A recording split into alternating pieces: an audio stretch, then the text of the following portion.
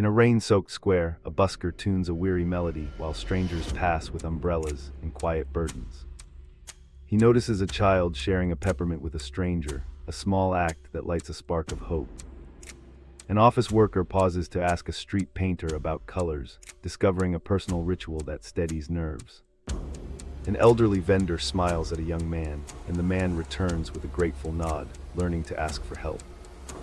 These fleeting exchanges reveal how simple kindness can replenish a tired mind.